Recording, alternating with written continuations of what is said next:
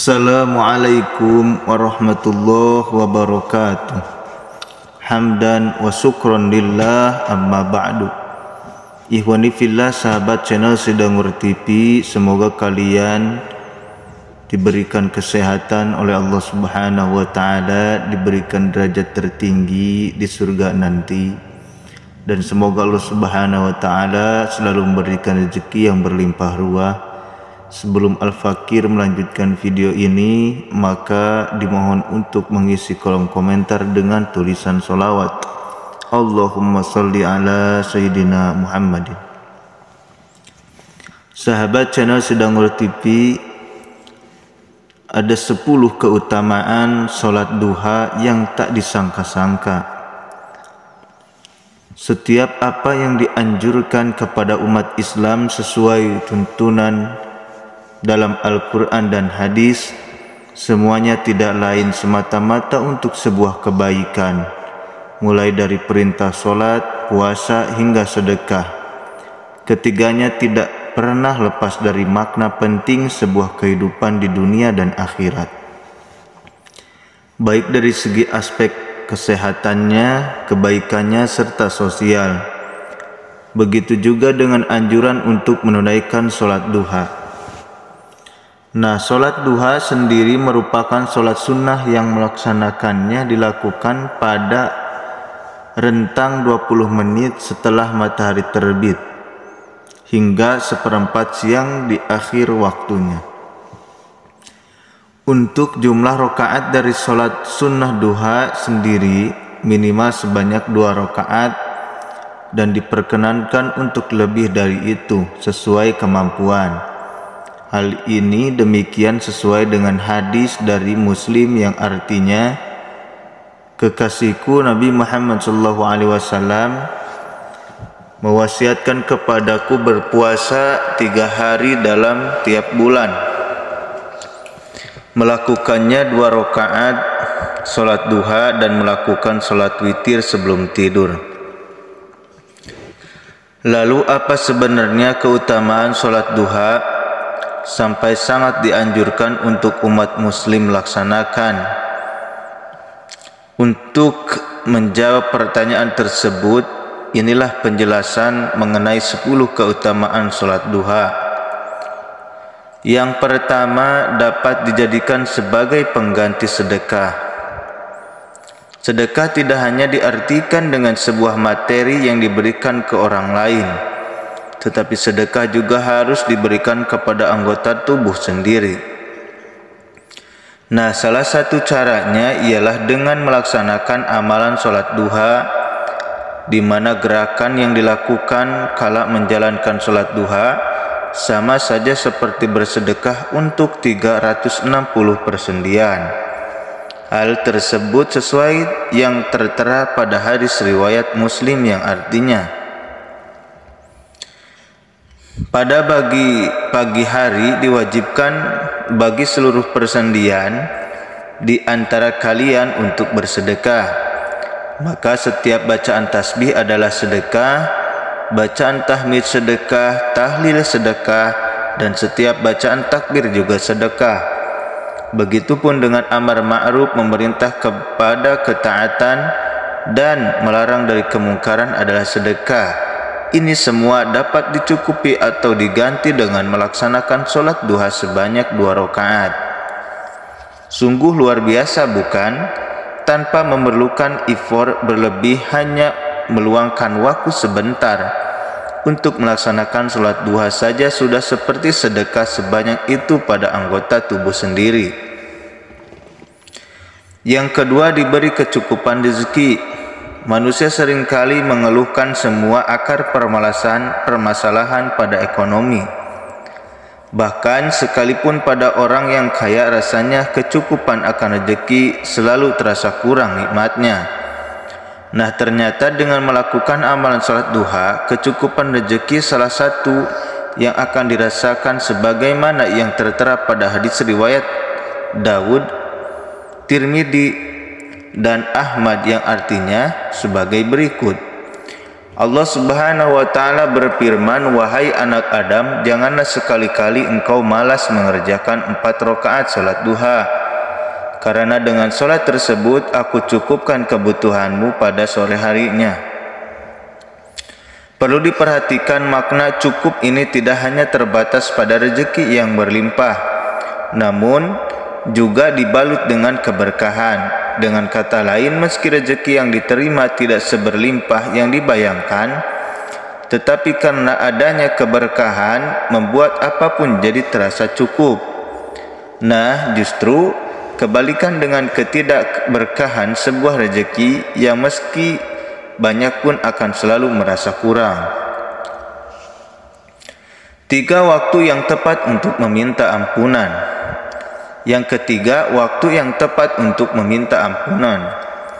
Keutamaan salat duha tidak hanya meliputi hal duniawi, akan tetapi juga rohaniyahnya, di mana amalan salat duha dapat menggugurkan dosa sehingga pada saat itulah waktu yang pas untuk Anda memohon ampunan dari Allah Subhanahu wa Ta'ala. Bahkan sekalipun dosa yang dilakukan seperti buih yang ada di lautan tak terhitung banyaknya, maka bukan perkara sulit bagi Allah untuk mengampuni semua dosa yang telah dilakukan, terutama saat Anda tidak pernah putus asa akan rahmat-Nya yang maha luas. Hal demikian juga sesuai dengan hadis riwayat Tirmidzi yang artinya Rasulullah SAW bersabda, "Barang siapa yang selalu mengerjakan salat duha, niscaya akan diampuni dosa-dosanya meskipun sebanyak buih di lautan." Yang keempat, pahala salat duha sama seperti haji dan umroh. Seperti yang sudah diketahui secara umum bahwasanya tidak semua orang bisa melaksanakan ibadah haji dan umroh. Bukan karena tidak mau, namun tepatnya masih kurang mampu, entah dari segi fisik hingga materi dan lain sebagainya. Padahal ibadah umroh dan haji adalah impian setiap umat muslim.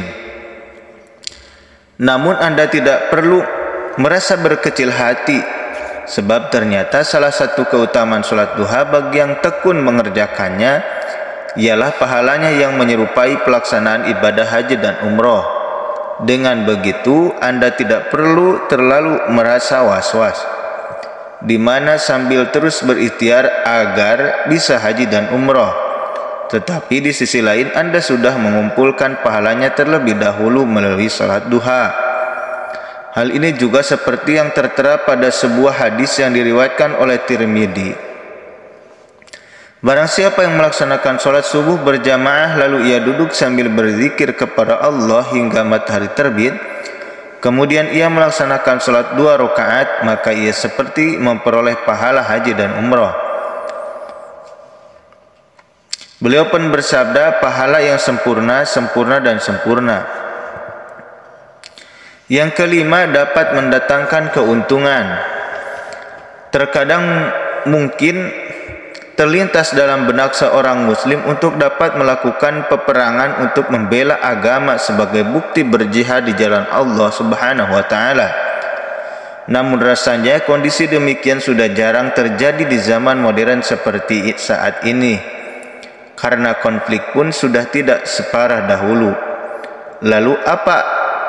Lalu pada akhirnya banyak yang bingung bagaimana agar tetap bisa mendapatkan pahala berjihad tersebut tanpa peperangan. Nah, ternyata dengan melakukan salat duha Anda sudah sama saja mendapatkan keuntungan yang dilakukan oleh para mujahid di medan perang. Yang keenam, salah satu waktu paling ijabah untuk berdoa. Berdoa merupakan bentuk kepercayaan seorang muslim kepada Allah Subhanahu wa Ta'ala.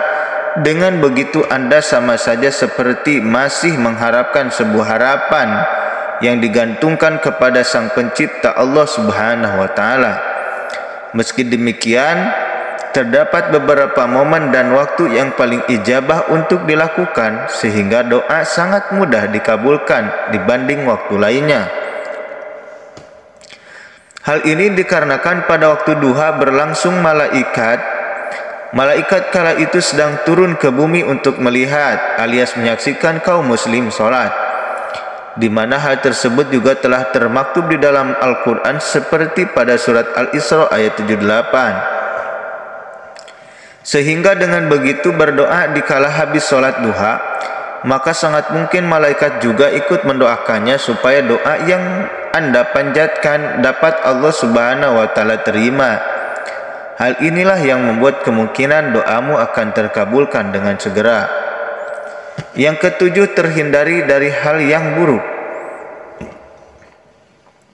Kebiasaan dalam menjalankan ibadah sholat duha akan semakin menumbuhkan rasa keimanan yang meningkat kepada Allah Subhanahu wa Ta'ala.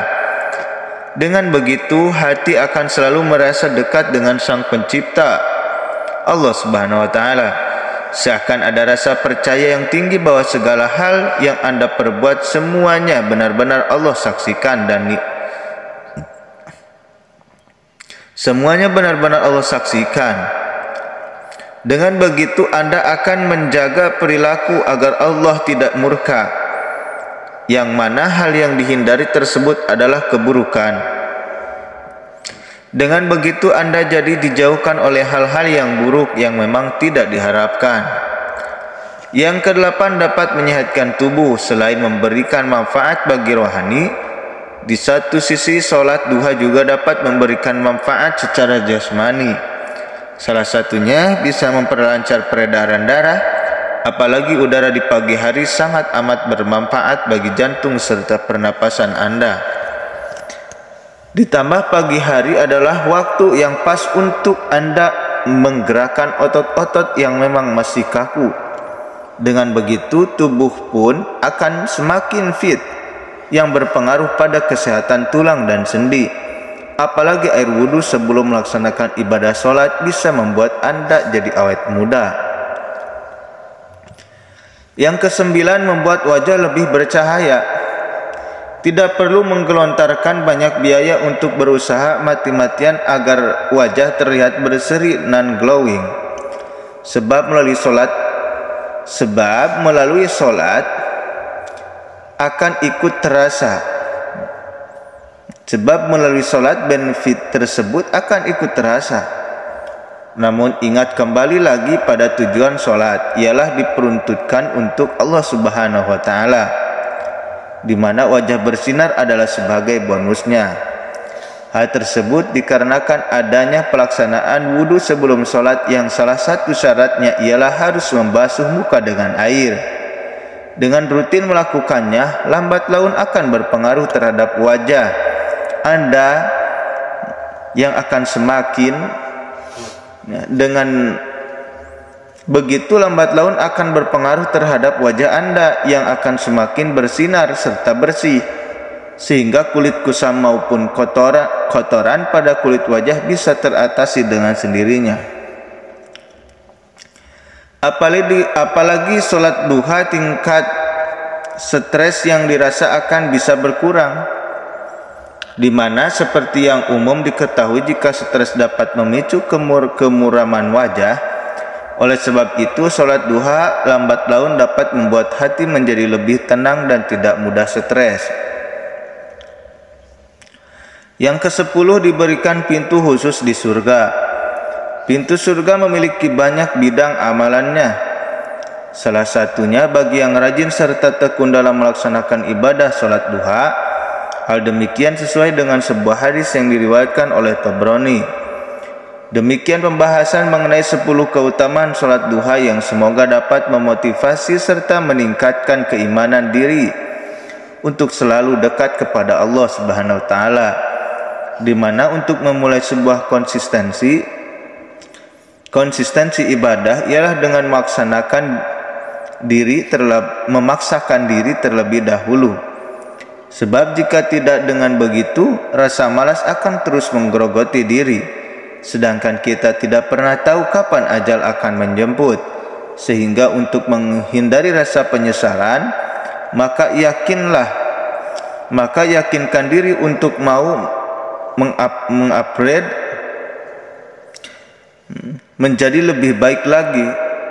Sebab kematian tidak dapat diundur atau dimajukan, dan penyesalan selalu berakhir di akhir cerita.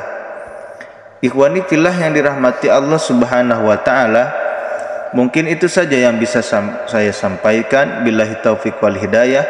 Wassalamualaikum warahmatullahi wabarakatuh.